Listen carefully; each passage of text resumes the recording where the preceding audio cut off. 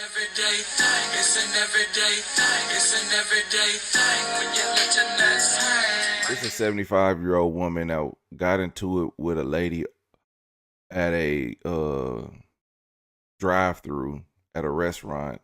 I don't know what city this is. I think I'm gonna get it in this little clip, but the altercation happened inside of the restaurant.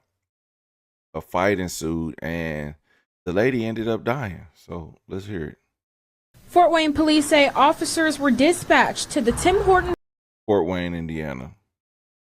Fort Wayne police say officers were dispatched to the Tim Hortons on Iceway just after 8 a.m. Wednesday morning for what investigators describe as an altercation involving a reported battery. According to police, the elderly woman involved became unresponsive before officers were able to obtain a statement from her. She was taken to a hospital where she was later pronounced dead. Family members have identified the woman online as 75-year-old Anita Grayson. This weekend, video began circulating on Facebook from an account appearing to belong to Grayson's daughter.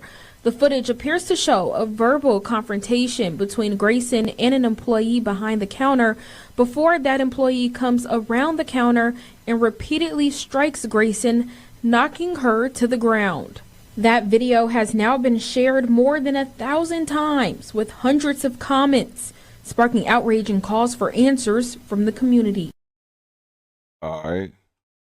So yeah, let's take a look at this. Follow-up to a story we've been covering this week about an elderly Fort Wayne woman who died after a fight at a local restaurant. The woman's daughter posted surveillance video on social media earlier this week.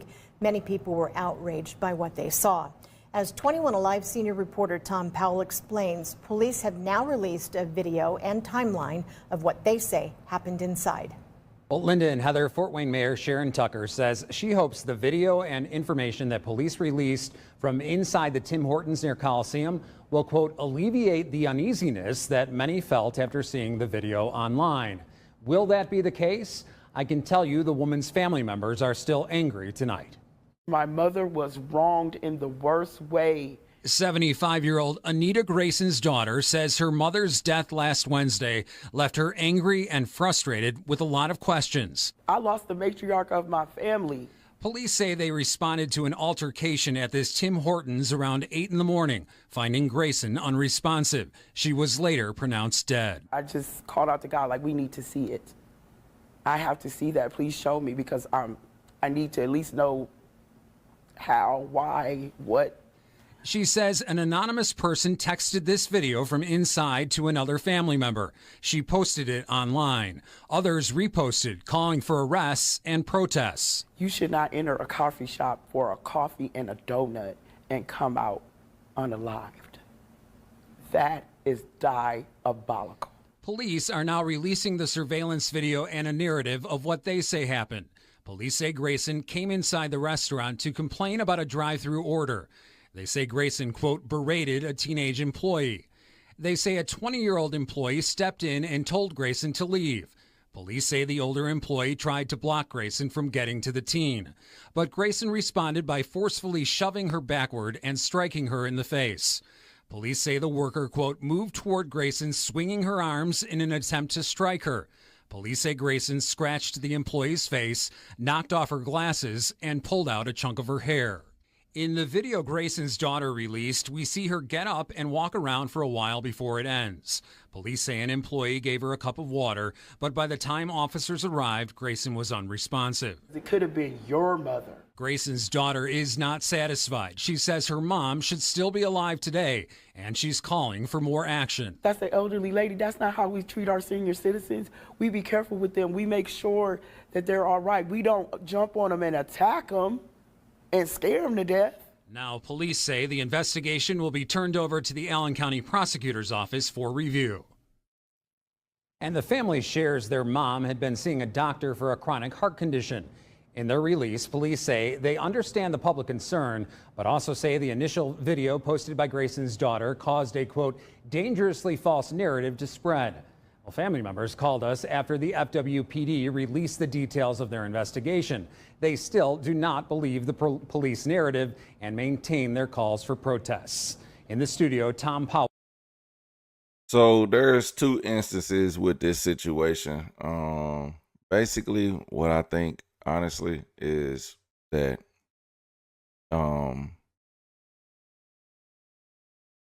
now, as you can see in the video, the woman puts her hands on Miss Grayson first. Okay. Members have identified the woman online as 75-year-old Anita Grayson. Others describe as an altercation involving a reported battery.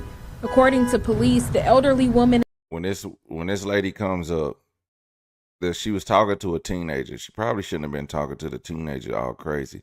Like, if the order was wrong, like, talk it out. You know what I'm saying? Don't just jump all over somebody, right? But she decides she want to yell and fuss over a coffee and a donut. Involved became unresponsive before officers.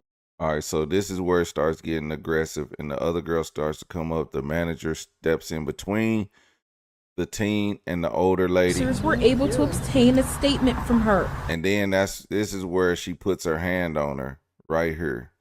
Damn, y'all can barely see that. Puts her hand on her. And this is where she put her hand on her. Okay. Put her hand on her. And then She was. So this is where Anita pushes her off because, you know, pushed her Taken off. to a hospital. Then she comes back, charges back towards her, and then Anita punches her. So now when they say who was the aggressor, they're going to say Anita was the aggressor. Now, the woman did put her hands on her, but she didn't do it as in she was doing it to attack the woman. She was merely trying to create distance between herself and Anita, who was moving towards the teen that was behind her. I'm just giving y'all the facts, the truth. Don't really care whose opinion, whatever. Shit shouldn't be in there shouldn't be going off on no woman anyway over no coffee, no donut. We already understand. Like, a honey catch you flies more than vinegar, right? So just go in there and fix your order, right? You don't need to be doing all this for no coffee and no donut. So the aggressor is Anita, because one, she pushes her off. The woman's just trying to separate herself and create some distance because she's being aggressive. And then Anita pushes her and then takes a swing, and that's when the manager retaliates. End of story. All right. So, you know, it is what it is. Like, we don't want these to happen to our family members, but then again, you know, it is what it is. Oh, shout out to the Flow State. I love that gift, man. That's pretty dope. I appreciate it. But it just happens, man. It's like we don't want these things to be. We don't want our mothers to go out like this. But also, you know, you would hope your mother can control herself or her anger, you know, especially in a situation in a climate like this. Like, come on, man. Like, it's not even worth it. Like, to get in a fight over coffee and putting your hands on people, and I'll be all up in a barista's face. Like, it's not even that serious. Matter of fact, you will never get my business again if I gotta act like this. And for me to act like this, you would have had to throw the coffee in my truck. And in that case, I'm calling the police on you for assault for throwing a hot coffee on me.